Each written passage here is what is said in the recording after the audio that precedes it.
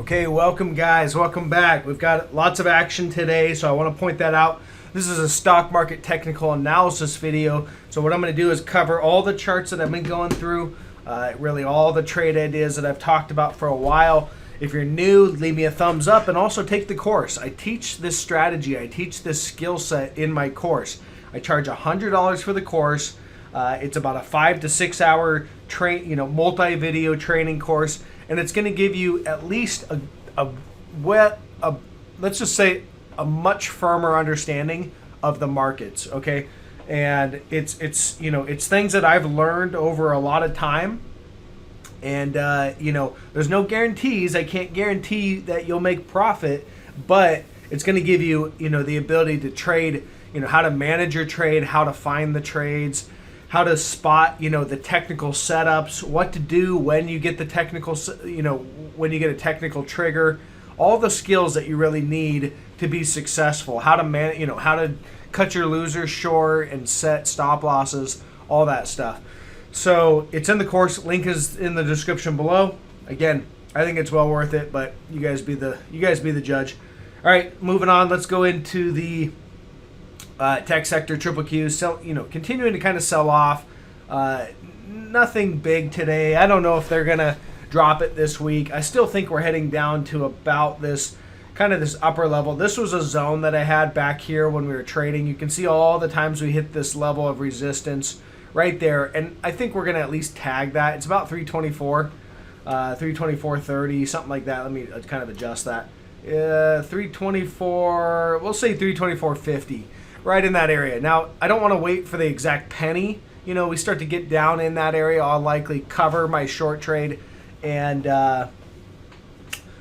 then just wait and see if we get some sort of a bounce or what happens. I am expecting some sort of a reaction there. However, this could be just the first stop on the way to lower lows. So we want to go ahead and you want to see how we react around that level. As of right now, we're still not there. We're just kind of chopping around today a little bit. Looking at the hourly chart, you can see, they're trying to hold this 327.50 from the other day today.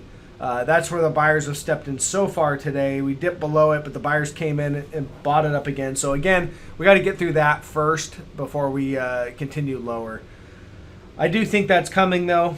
Let's look at the SPY. Nothing, and that's the other thing. The SPY hasn't really broken down from its 410, 411 area of support. So this is an hourly chart here. We want to see that go too. If that goes, then we're likely heading down to 400.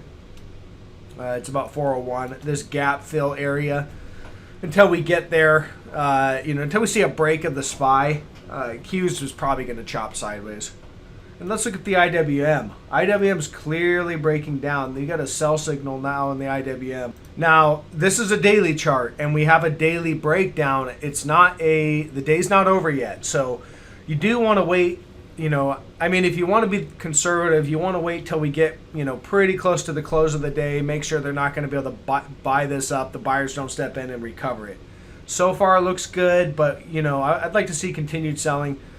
And this would be a short trigger or a sell signal on the small caps. So this is coming off your March 2020 lows, and you can see we've just been walking up this trend line since then. And a breakdown or a sell signal. I think the first target, couple targets right here, I have it marked out. First one would probably be about 205.20, and then the second one would probably be right around 192. The 200 days kind of creeping up, so I suspect before it's all said and done, you're going to hit that 200-day moving average, and likely going to fall somewhere around this 192, or it's about 193 area. So yeah, that's what we're watching for. But we do have a sell signal as of right now on the IWM, so could be a good short entry here. Again, everything on this video and everything on my channel is just my opinion. I'm not giving out trading advice. This is just what I see in the charts. I'm just telling you my thoughts and how I'm trading things specifically. All right, moving on. Let's look at some of these tech stocks that I've been talking about. Etsy, I've been talking about this one for a while. We finally got paid on it today. And so you'll see here today, basically, this thing's been just chopping sideways for a while. But here, let me bring up my indicators. You'll see here we had negative divergence here on the daily chart for quite some time. So it was just building, building, building. And that's how it works. The downside usually shows up instantly.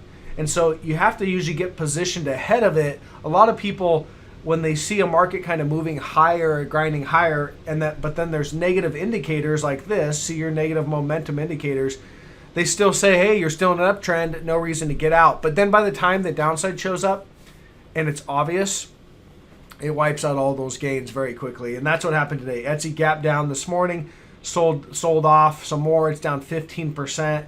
And, still doesn't look like, looks like it's heading down to this 153.90 area. We're below the 200-day moving average. I mean, it just knocked out in one day.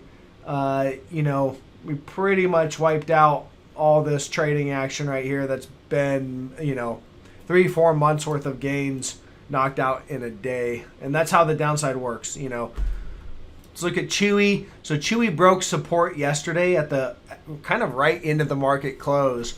And today, gapping down, selling off another 4 or 5%. It hit support right here. So here's your first support level right there at 71.90.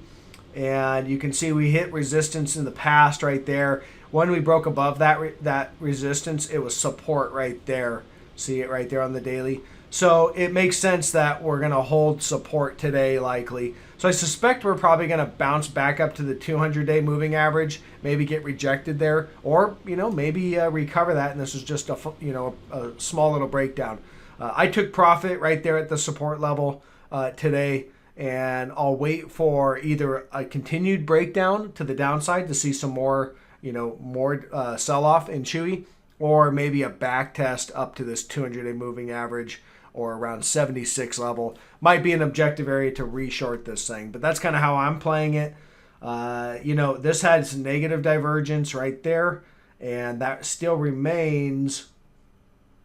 One thing about Chewy, though, you'll see here recently, this right here, we're starting to get some bullish divergence. We're making a new low, but it's on kind of higher momentum. So I don't know. I might be done with this one. I just shorted it yesterday and closed the short today for, basically a move of it was about 6 or 7% profit. But that's not too bad in one day. DraftKings. So, there's no real trade here yet, but I think we have a setup coming. So this is a daily chart. I'm watching this trend line right there. See that trend line? It's really following the 200-day moving average. DraftKings is coming down into that today. So I'm not really interested in shorting this thing until we get a break of the trend line. But that's something to watch for, is a break of the trend line. We're likely going to bounce off of it once we hit it. We haven't visited that trend line for quite some time, so we're likely going to get some sort of a bounce. But if you get a break of that trend line, that would be your sell signal. So I'll keep an eye on that, point that out if that shows up. Roku. All right, so Roku's selling off today down. I closed my Roku trade yesterday, so obviously I didn't catch this additional 6% downside. Earnings come out today after the bell. We're just slightly below the 200-day moving average. I think this is I don't know which way the earnings are going to go, but to me it seems set up that it's selling off into earnings, that maybe the earnings are going to pop this thing up a little bit. So I'm happy with taking that profit for now, and we'll see how this behaves after earnings. Okay, let's get to the other big mover today, which is gold. Gold's breaking out. This looks like a confirmed breakout or a buy signal.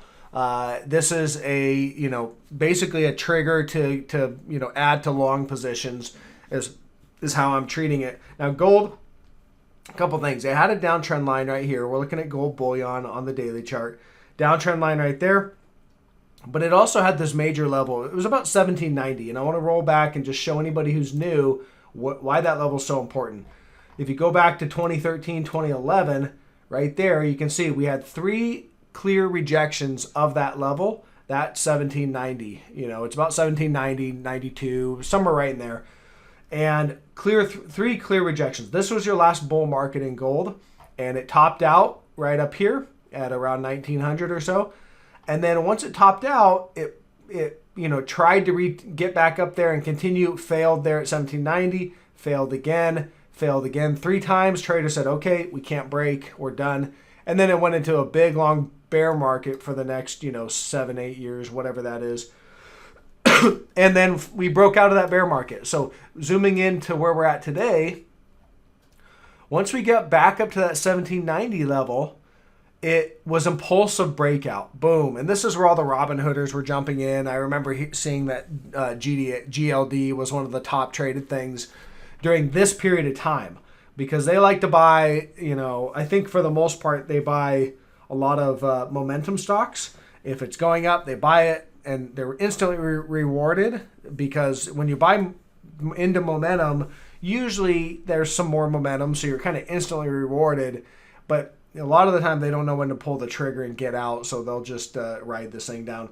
But anyways, this is your breakout. That's a confirmed breakout of that level. And then since we had that breakout, we had a big, long correction over many months. This is back in July of 2020. And we were correcting. Finally, we put in a bullish divergence right down here. I have it circled. And this is when I started telling everyone that the gold miners look constructive, and I'm loading up long, basically.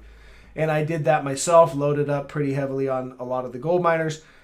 And let's move back to the daily. There's your 1790 level again, and there is a nice impulsive candle, nice impulsive breakout higher, and continuing strong today. So the day's not over. We got to see how we close, but that looks pretty good so far, and that looks pretty strong. So as far as I can tell, this, I think we're starting the next leg higher in gold. I don't see any indication that that's not the truth.